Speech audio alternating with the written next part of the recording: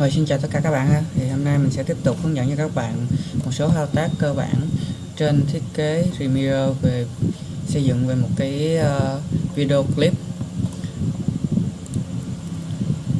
Thì sau đây thì mình sẽ tiếp tục hướng dẫn nha.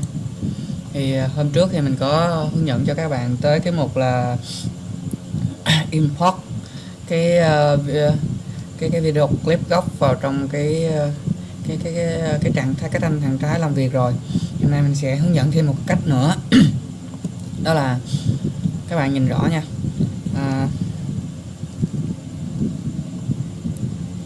ở phía dưới góc bên này nè, ở thành bên này thì sẽ có một cái new item, mình sẽ bấm vào đây.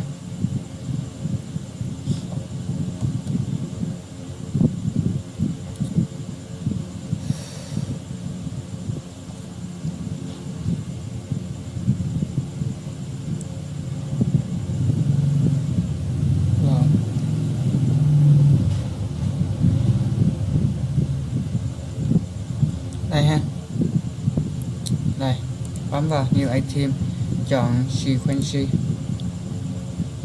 khi đó nó sẽ hiển thị ra cái bảng lớn trên này. Bảng lớn này thì nó sẽ có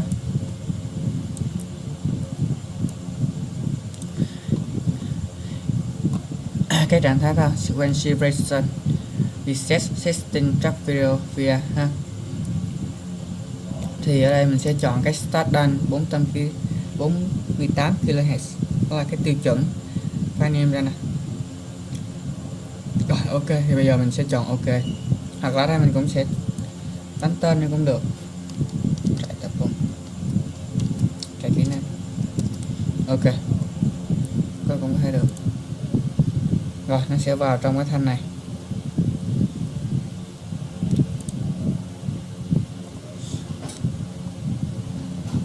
Ok, chưa, từ từ. Ok, ở đây mình sẽ có thấy một cái sequence nè, đó, và các làm việc chưa có gì cả. Rồi thì bắt đầu mình sẽ import những cái video clip vào. Thì ở đây hôm trước mình đã có hướng dẫn cho các bạn cái thư viện mà mình cần import video clip vào. Bây giờ mình sẽ import một đoạn video clip vào ha. Import, kéo nó qua, nắm chuột trái, nắm giữ chuột trái, nó kéo qua. Ok chưa? Đây mình sẽ kéo đoạn 1. Đây mình sẽ bấm vào keep existing setting là giữ cái trạng thái đó. Rồi để thử coi. Không, cái này nó bự hơn đúng không? Thì hồi mình sẽ rồi anh sẽ chèn thêm một cái clip nữa. Đây. Ok. Thấy rõ ràng.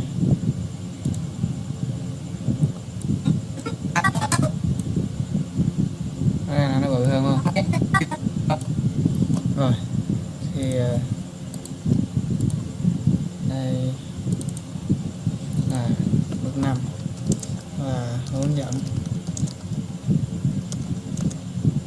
import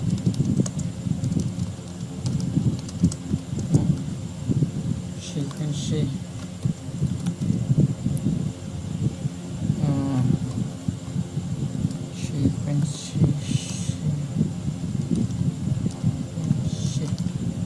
ok. Rồi tiếp theo mình sẽ hướng dẫn cho các bạn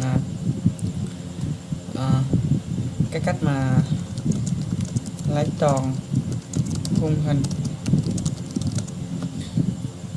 của video gốc hoặc chỉnh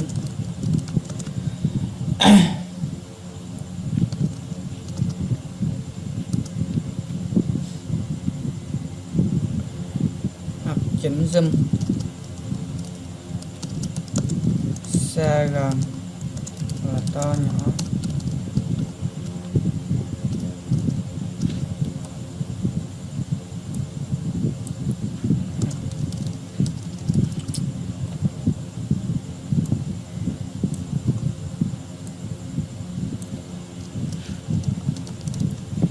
Chỉnh zoom xa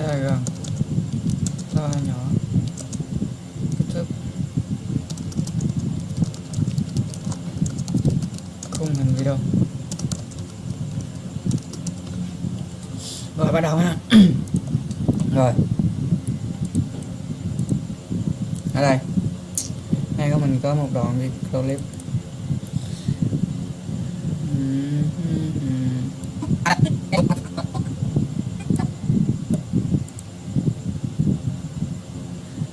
Rồi thì ở trên cái thanh một sụt nè, ở đây mình sẽ có các nhà sụt, Telemetry, Scope, Effect Control, Audio, Clip Master.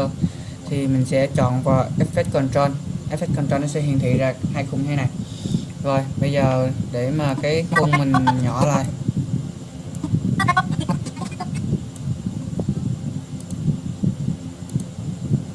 cái khung của mình nó vừa nó y chang như là cái ban đầu. Thì mình ở đây có cái scale, nhớ scale nha.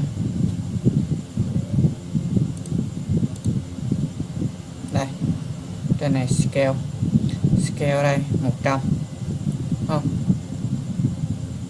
Đây mình sẽ chọn bên thanh này sát cái này luôn. Đó. Rồi đây mình xóa đi. Clear nữa. Rồi ban đầu ở đây không, đây là mình chọn là không đây, mình trở lại không được. 50 vậy, ok, vẫn còn vỡ ha. 43.5 vậy, coi cho chưa được. 40.3, ok chưa, vẫn thấy. Chọn lại 35 vậy, vẫn chưa thấy màn hình. 30 thì hơi nhỏ không, thì đây là 33 đi, ok chưa. 34, ok rồi ha. Thì ở đây mình sẽ thấy cái khung hình này nó khác, tại khung hình mình đó là khung hình 16:9, còn khung hình này là khung hình 43, thành ra là nó sẽ khác. Rồi bây giờ sẽ chọn tới đích cuối cùng. Đây, nếu mà mình không có cho nó giới hạn thì nó sẽ chạy từ đầu đến video tới cuối cùng, nó sẽ là cái khung cũng vẫn của mình đó ha. Ok chưa, thì mình sẽ cho quay lại. Đây. Bây giờ